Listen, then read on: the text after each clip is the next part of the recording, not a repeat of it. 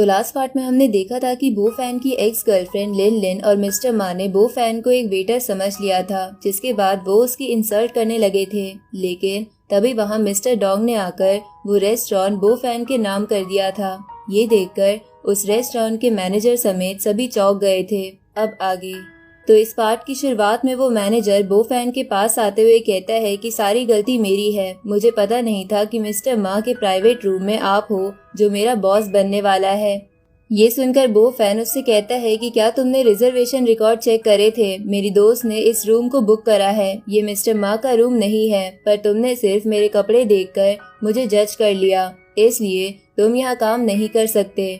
ये सुनकर वो मैनेजर रिजर्वेशन रिकॉर्ड चेक करने लगता है और उसे पता चलता है कि सच में ये रूम बो फैन की दोस्त ने बुक करा हुआ है। तो ये देखकर वो मैनेजर गुस्से में मिस्टर मा को बुरा भला कहने लगता है कि ये सब तुम्हारी वजह से हुआ है। तभी बो फैन उस मैनेजर से कहता है कि तुम यहाँ से जा सकते हो। साथ ही मिस्टर मा को भी मेरे रेस्ट रूम से ब्लैकलिस्ट किया जाता है, इसलिए वो भी यहाँ से चला जाए। ये सुनकर मिस्टर मा कहता है कि ये बकवास सा रेस्टोरेंट है, तुम इसके ओनर भी बन गए तो क्या फर्क पड़ता है, मेरे पास अभी भी तुम्हारी गर्लफ्रेंड है। उसी वक्त वो मैनेजर मिस्टर मा और लिन लिन की इंसल्ट करके वहाँ से चला जाता है। जिसके बाद बो फैन मिस्टर मा से कहता है कि भूलो मत, मिस्टर डोंग अभी भी यहीं खड़े हैं। फिर मिस्टर डोंग मिस्टर मा से बोलते हैं कि क्या मैं तुम्हारे फादर को बताऊं कि तुम मेरे रेस्टोरेंट के बारे में क्या कह रहे हो।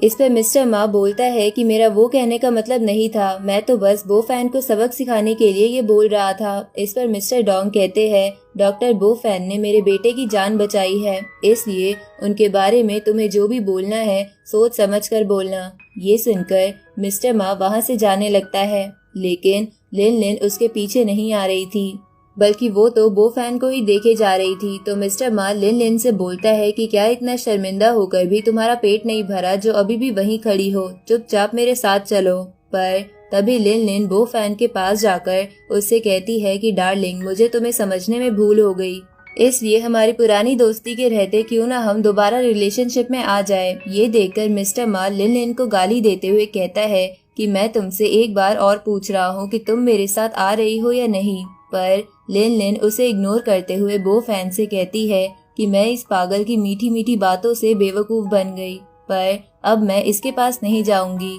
इसलिए मुझे अपना लो। ये देखकर मिस्टर मा बो फैन से कहता है कि मैं भी देखता हूँ कि तुम कितनी देर तक अपना घमंड दिखा पाओगे।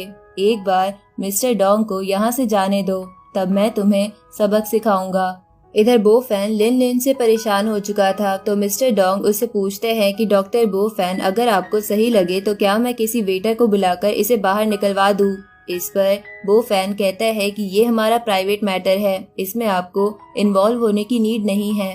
अब मिस्टर डोंग वहाँ से चले जाते हैं। इसके बाद लिन लिन अपना एटीट्यूड चेंज करते हुए बो फैन से कहती है कि आखिर तुम मुझे एक्सेप्ट करने के लिए राजी हो ही गए, इसलिए आपने मुझे वेटर से कहकर बाहर नहीं निकलवाया। ये सुनकर बो फैन उससे कहता है कि मैं तुम्हारे हद तक नीचे नहीं गिरना चाहता, मैं आज बस तुम्हारा ऐसा चेहरा देख कर ही खुश हूँ और मैं होप करूँगा कि तुम अच्छे से पढ़ाई करके ठीक ठाक जॉब ढूंढ लो, क्योंकि दूसरों पर डिपेंड होने से बेहतर होता है खुद पर डिपेंड होना। ये सुनकर लिन लिन कहती है कि अगर तुम्हें मेरे साथ रिलेशनशिप में नहीं आना है तो तुम मुझे ये मत बताओ कि मुझे क्या करना है और क्या नहीं करना है, और तुमने मुझे रिजेक्ट करके अच्छा नहीं किया, क्योंकि तुम्हें मेरे सिवा कोई भी लड़की एक्सेप्ट नहीं करने वाली।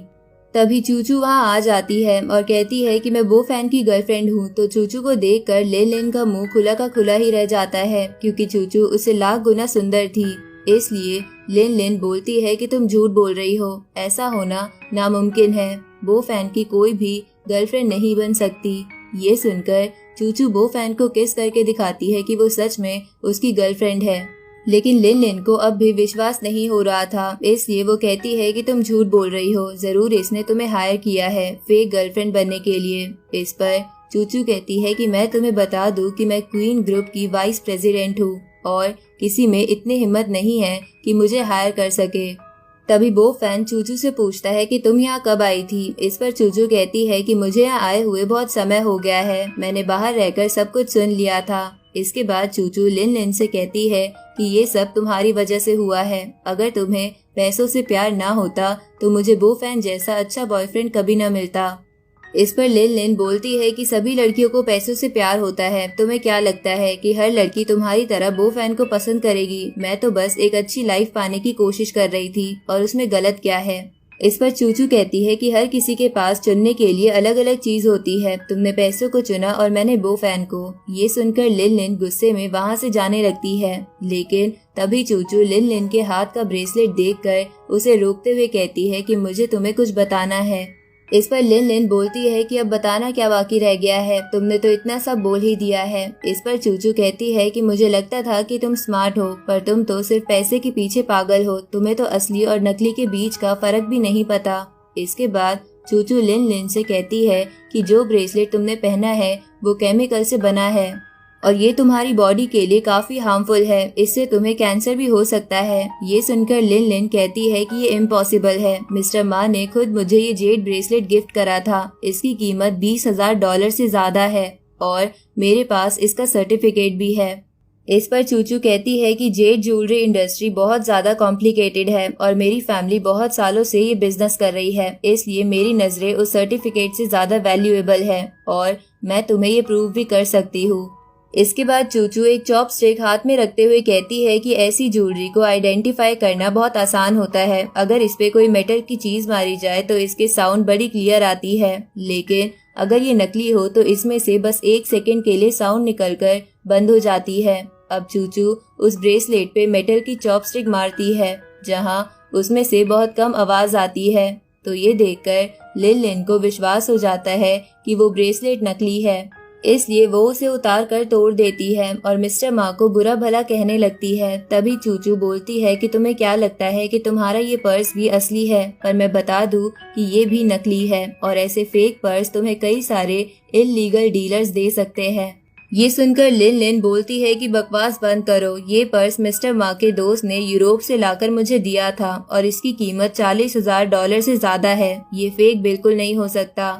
ये सुनकर चूचू बोलती है कि इस बैग पर जो लोगो लगा हुआ है वो हल्का सा छोटा है, जो सिर्फ कॉपी बैग्स में ही आता है। ऊपर से इस बैग का लेदर भी असली नहीं लग रहा। अब चूचू बो फैन से गरम चाय देने को कहती है, तो बो फैन लिन लिन के टेबल से उठाकर गरम चाय दे देता है, जिसके बाद चूचू गरम चाय लिन लिन के बैग पर फेंक देती है। ये देखकर लिन लिन कहती है कि ये तुम क्या कर रही हो? तभी चूचू उसे दिखाती है कि बैग का कलर जा रहा है। ये देखकर लिन लिन समझ जाती है कि वो बैग नकली है, इसलिए वो मिस्टर मा को बुरा भला बोलते हुए वहाँ से चली जाती है, जिसके वहाँ से जाने के बाद चूचू को हंसी आने लगती है। तभी बो फैन उसे उसकी गर्लफ्रेंड बनने के लिए थैंक यू बोलता है, तो चूचू कहती है कि सिर्फ थैंक यू से काम नहीं चलेगा, मैंने तुम्हें अपनी फर्स्ट किस दी थी। तो बो फैन कहता है कि अब मैं क्या करूं, क्या तुम्हें भी मैं अपनी फर्स्ट किस दे दूं? ये सुनकर चूचू शर्मा जाती है और उसे डांट देती है, जिसके बाद बो फैन से कहती है कि तुमने मिस्टर डोंग के लिए क्या किया था जो उन्होंने तुम्हें ये रेस्टोरेंट दे दिया। इस पर बो फैन कहता है कि मैंने उनके बेटे की जान बचाई थी। ये सुनकर चूचू कहती है कि इसका मतलब तुम एक डॉक्टर हो। इस पर बो फैन हाँ करता है। तभी बो फैन को हॉस्पिटल डायरेक्टर का कॉल आता है, जो बो फैन से उसका एड्रेस पूछ रहा था। तो बो फैन उससे कहता है कि मैं अपनी दोस्त के साथ एक रेस्टोरेंट में डिनर करने के लिए आया हूँ, इसलिए आप भी यहाँ आ जाइए। इधर हम मिस्टर मा को देख